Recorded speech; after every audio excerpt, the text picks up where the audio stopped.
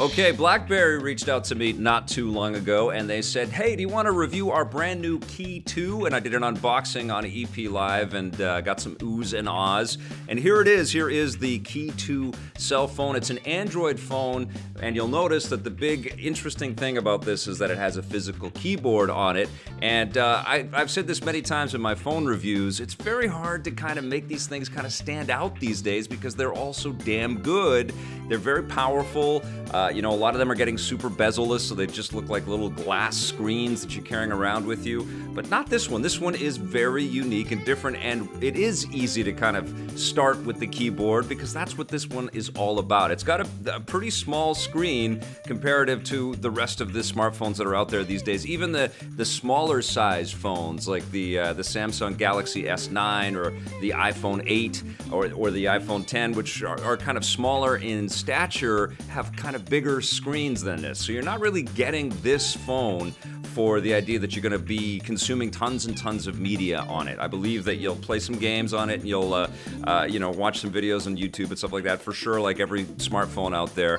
But it's really about the keyboard and it's about the BlackBerry integration. They have this D-Tech software in there, which is all about security and encryption, and it's really you know, a big deal for enterprise users out there, business users and stuff out there. I have to be honest, I have some of that stuff that's my concern in the day-to-day running of our business here, but for the most part, I pick up the cell phone and I, you know, obviously answer tons of emails and I'm on Twitter and all that stuff, and I did lots of that while I was using this, but for the most part I use my phone to kind of consume a lot of video media. I listen to podcasts, I listen to music on it all the time, and so I take tons of pictures on my cell phone, my regular cell phone, which is an iPhone 7 Plus is what I'm using right now, and so I'm used to using the phone like that. I'm also used to a non-physical keyboard. Now, I was an old BlackBerry user back in the day. I also had a Palm Pilot with a keyboard on it.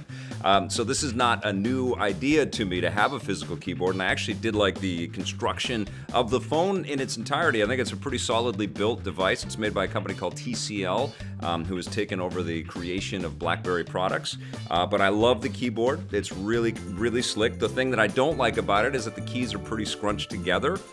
So even if you've got an on-screen keyboard, which, by the way, this also provides, so you have the physical keyboard, and then because it's an Android, I think it's the Oreo operating system, it will also pop up the embedded on-screen keyboard, which gets a little bit confusing. But I don't like that it is a little bit scrunched up, so I was, you know, as I was learning and getting accustomed to using this keyboard again, because it is a bit of a re-education. We're so used to touchscreen keyboards now.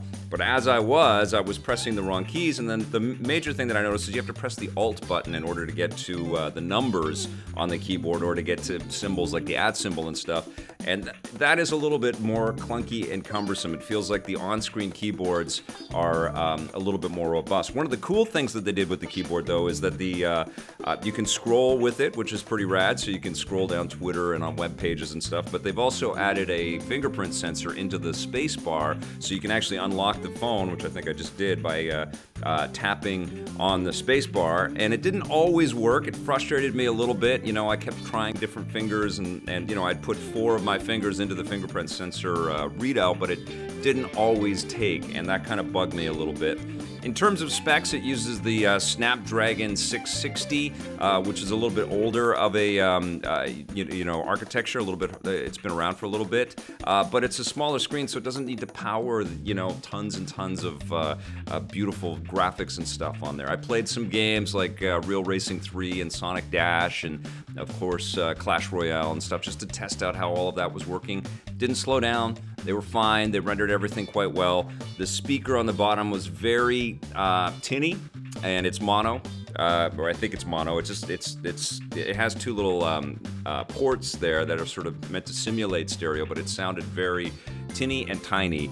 But one thing that I love about this phone is that it uses traditional headphones, so if you've got some excellent headphones, you can slap them in there. The earbuds that come with the phone are actually pretty solid as well. I was listening to some music on Amazon Music, and it was streaming just fine. The cameras are not great. It has 2 12-megapixel cameras in the back, so you can get some portrait mode stuff.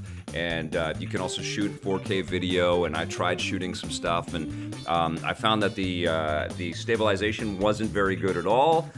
Colors were a little too accentuated, a little bit too in your face, and I really don't like the selfie cam, the front-facing camera. I haven't been able to get a good picture. I don't know if it's my face or if it's the camera itself, but I haven't been happy with any of those pictures. So the photos have been okay, you know, but again, I don't think you're picking a phone up like this because you're necessarily first priority, you're looking at excellent photos. The problem is that almost every other phone out there now has pretty damn good cameras on it. They have a big screen so you can watch movies and YouTube and stuff, and it looks incredible, and play games on it.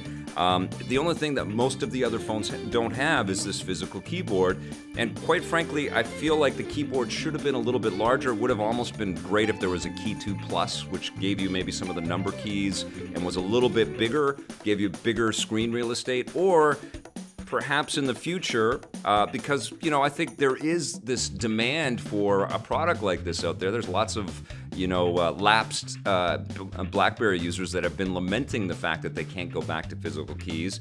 Perhaps there will be some kind of great fold-out option. I mean, the ergonomics and the construction on this really solid. It has a great battery as well. It's going to last you a couple of days, and part of it is because it's not sending tons and tons of information out there, and it's got a, you know, a slightly older and more tested processor. It's got a decent amount of RAM in there, and uses USB-C, which is great. You know, it's decent. I just wish it was bigger. I wish that the keyboard was a little bit larger, the screen was a bit larger. And another big issue, I'm in Vancouver. It hasn't rained in a while, but it does rain all the time here, and this is not at all water resistant or waterproof at all, and that's another big feature that's in lots of cell phones these days. You know, it's still pretty damn decent though. It feels rugged, it feels well constructed. I like the tactility of the keys. I like that it's unique, and I have become more of an Apple guy. I've got more of my data, and I like iMessage, and I've got a media library and all that stuff on my iPhones that I've been using since they first started. But it is going to be something like this that is so unique that's going to make me pay attention to an Android device. And I think it's a good step, BlackBerry. I think this is a pretty damn cool phone. I'm going to give the Key2 a 7 out of 10.